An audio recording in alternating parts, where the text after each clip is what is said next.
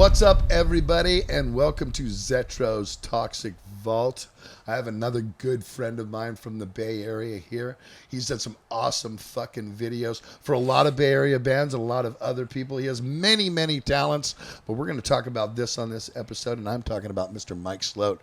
What's up, Hello. brother? How you doing? I'm good. How are you? Good to have you. Yeah. Thanks for having me. No problem. Hey, and you guys, remember to watch my shit on your television. I know you have smart TVs, and when you watch it on the little TV, there's just no big impact of the vault. Don't you think, Mike? I agree. And remember, if you want to send somebody a message from me, go to cameo.com. And if you want to get your morning fix on, Death Wish Coffee right here. We'll get your zippy. And remember to get my t-shirt and my patch, greyhavenmedia.net. Now, back to the business. All that stuff. No script, huh? Pretty fucking awesome. Yeah.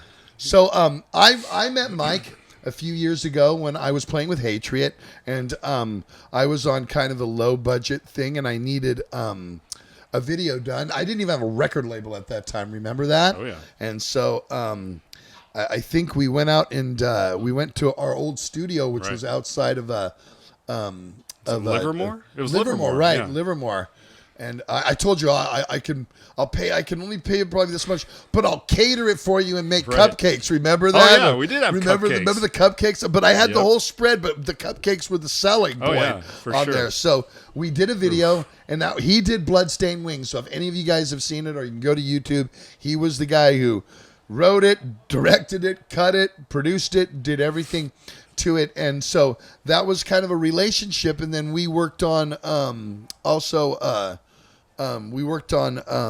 the Children to be Damned as well, which also came on the album, but and which was a lot of fun. It was kind of our second venture into that, and that was where we actually, in that one we had girls as actresses, you know, because the song was about Erzbish Bathory, the Countess Bathory, and we wanted to show that you know, like the bathing in the blood of the virgins, so much blood, and I love that, and I got ripped on that. Some guy told me in Germany, Patriot had to play in Europe.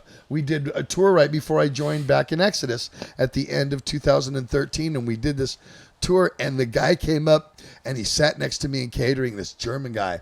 And Germans are very well, they'll tell you the truth anyway. They'll come up and just tell you what they, and he sits down next to me and says, Zetro. I says, yeah. He goes, Bloodstained Wings video, loved it, very great video, I like the energy and everything. Your Children to be Damned, crap, complete shit. Blood all over you? Really? It wasn't real. I didn't buy the video. I mean, just sat down. No guy I didn't even know.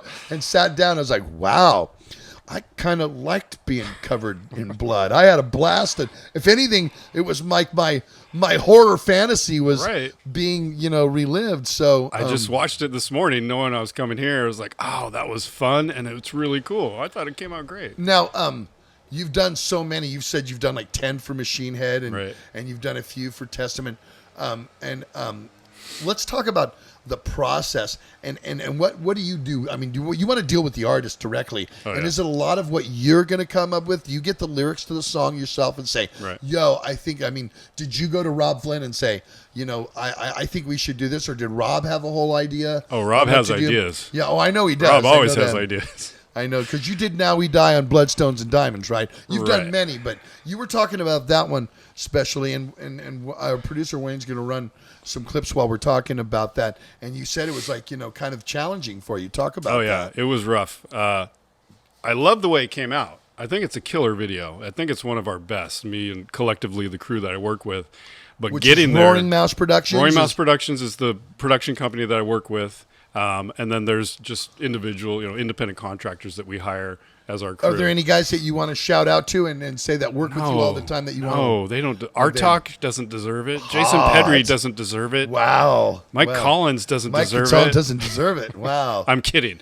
Right. Of course you are. We keep it small, like you were saying.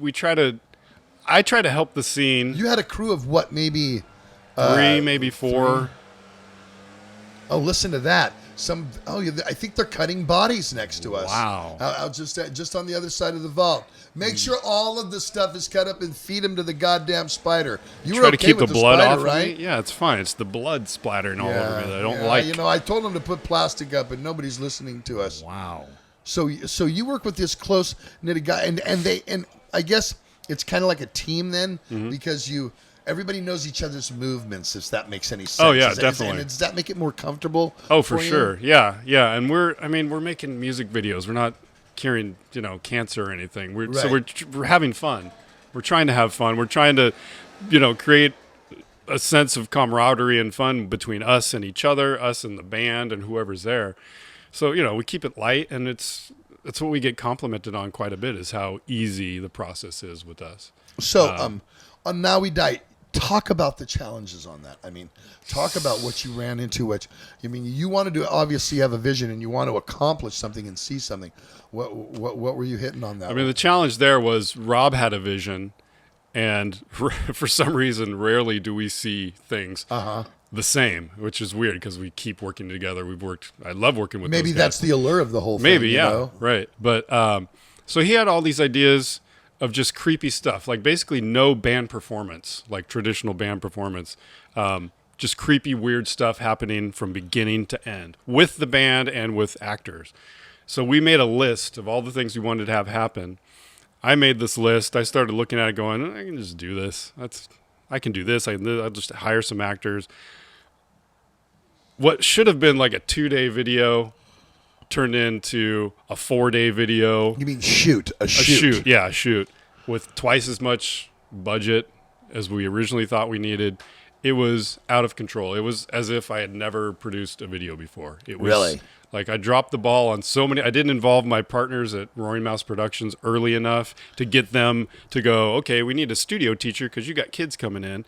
We need riggers to hang the band by their ankles from the rafters. It was all these things I just let slip through the cracks that you would never know watching it. Right, but if you're the producer, that's every part of it. You have to have every. When you see movie produced by, that person's got so many things on there. That's why that credit is there, because it's literally. You're the producer. It's all on you. You had your hands in everything. That's right. Exactly. From catering to snacks and food to hanging the band upside down by their ankles. You have to do everything. But, like I was saying with the whole keeping it light and fun, the band, I had this conversation with Rob just 6 months ago, and they never knew anything behind the scenes was going bad. We just kept it fun and light, and we're freaking out off the set. But was it bad or just stressful, difficult? Because it was bad because I dropped the ball so many times. It's embarrassing to admit. Even though the end result came out what it was it painstaking to make that happen? Because you dropped the ball so much, Once we had everything, in the can and ready to edit, it came together pretty easly from that point on. But the shooting process for you was a nightmare because you didn't prepare yourself. Right. Had you done that before? No, that was 2014. That's about 16, 17 years into my professional video career. And I don't know why at that point I just let everything fall apart. It was really weird. My partners are like, "What are you doing, dude?" So yeah, I can't explain it. It was just some weird fluke thing that happened. But like I was saying, all in all, the video's awesome. I love it. I love the way it came out. End result's all that matters, though, I guess, right? I guess. Fuck the producer. At this point, Who cares Who cares about the millions of gray hairs that you got over that fucking thing on your beard and stuff like that? Yeah, but, it was everything from, I forgot to hire a studio teacher because we got kids coming in. We have to postpone that. Why didn't the rigging guys show up at 7 o'clock at night to hang the band upside down? And now we got to pay an extra, $1,500 for someone to come in. It was that all day, every day for 4 days straight. Wow. Unbelievable. The sort of cherry on top of the whole thing was the last day. Rob wanted to get a big piece of glass and throw something at it to smash it. And we ended up. So we hired a guy, they brought it in, they rigged it up for us. We wrote, "Now We Die" in blood on top of it. Our gaffer, Ed, who you've met, old Indian Ed with the big ponytail. Oh, and yeah. he brings all of his dried up skulls and bones and stuff. And Rob sees this big cow, like a bull skull with the big horns, and Rob wants to chuck it and break the glass. He grabs it. He's winding up. It's all super slow, 120 frames. He winds up. It hits it and bounces off. You've got to be kidding me. Are we not going to be able to break this? And we're making jokes, you know. Is it with the skull? Because it doesn't, it's kind of, you know. It was heavy. Really? And dense. And so what did they do? Give you unbreakable glass? I think they gave us like it was too quarter thick. Inch or something. Yeah, they should have given you like eighth. Exactly. You know, right. Something that you touch and it's going to, you know. So when that thing bounced off, it was like, that's it. My career's over. I don't care. I'm going home. But so like, all right, let's try it one more time. He winds up. He chucks it so hard. It's such a killer shot. It just holds in the air for a second and falls down. And like, he's standing there trying not to be like, yeah, because it broke, but it was hard not to. But yeah, all in all, nightmare to shoot. Awesome video, in my opinion. And that, you know, like I said, that doesn't happen often with us. We try But to, I mean, that's with anything. I mean, Yeah. you know, Wayne and I have found out since we started shooting this show that things have gone on. We're like, oh, fuck, what did we do? You know what I mean? So, you know, we get that. Now, you also did another really good video for Testament that you said almost caught the world on fire, and that was boy. Native Blood. Right. And so talk about the filming of Native Blood. And, you know, I know Ace Cook, who actually we all work with very closely. Love Ace. He was a little overzealous with the bonfire there, I guess. and the gas, yeah. And the gas. And so talk about that shoot. Talk about what happened. So Chuck has, the Billy family has a plot of land. Right in Hopland. In Hopland on the Pomo reservation. Oh, yeah, sure. So he's like, you know, I got a place. Let's just go shoot it up there because the song's called Native Blood. Right. It's about his heritage and the struggles of American Indians throughout history. So he wanted to show a struggle, but he wanted to show perseverance at the same time. Right. So we were like, let's just go up there. We'll do the band performance with bonfires behind each dude. And then we'll tell this story of a Native American kid kind of going through the motions and being harassed and then stepping up and overcoming it. Okay, so on this project, you worked with Chuck about what we were going to Exactly, do in there. yeah. So. Chuck and I kind of came up. He had a bunch of ideas, and we kind of pared it down to what makes sense with locations and time and everything. So we went to Hopland. We had pretty big crew. I probably had 6-7 people, which is pretty big for us these days on a small budget. So we camped up there. They lived the plot of land. I don't know if they've built on it yet, but it was just an empty piece of land right down the street from a casino, one of the Indian casinos. So we made the casino our home base, the crew and I, and we just brought a trailer and a couple tents and camped on the land. And the band had a motorhome. So we were there for 3 days. And it was awesome. It was so much fun just camping and being, I mean, at the time it was Gene plus the 4 other original dudes, right. Which was awesome for me. I Cool. Love Testament. They were my number one band, like late 80s, early 90s. So that was cool. That was fun for all of us to be a part of that. Okay, so talk about the fire. The fire. Let's get into the bonfire because that's the part that I've been hearing about for years about this fucking video shoot. So tell everybody, and people, you understand this was in June, right? This is the end of June. It's 2012. in Northern California, and you know that our state burns quite often in the summertime for stupid shit like this. Right. And so let me preface this by saying we had the Hopland Fire Department standing by with a giant tank, and actually I think Ace had a giant tank of water standing by also. So we were prepared, but we didn't know it was going to be so out of hand. So actually, I think we did 3 bonfires. When we showed up, so Ace had been there for a day already. He had dolly tracks set up, just amazing. Of course he did. It was so perfectly like level and even everything. So he had a dolly track set up. He had the drums set up, and then behind the drums he had pallets stacked up, maybe 10 to 15 high, and then two other stacks of pallets, the same, kind of off to the sides. So the idea was Chuck's in the middle, 2 guys over here, Alex over here, Gene's behind the drums. Gene is maybe 5 feet from where we're gonna light the fire. So are the other guys actually too. So we start rolling. Ace lights things up, and these bonfires had to be 20, 25 feet in the air, just roaring. Like they were instantly. So, sorry. If you look at the raw footage, 90 seconds into each take, the guys in the band are like, I can't. I have to. They all had to run out. It was like blistering their guitars. It was so intense. And Ace is there pumping water going, let me just knock these down a little bit. It was unbelievable. Like the amount of fire, the heat. I'm like, I've got a telephoto lens, so I'm probably 20 feet from the closest guy, which is probably Chuck. So I'm way, I'm far from these fires. The fire's another 10 feet behind them. And I'm dying. I mean, it's nighttime, and I'm just like sweating. Okay, so Mike, even though you had the Hopland Fire Department, how fucking illegal was this fire that you did? How I don't know. but aren't you?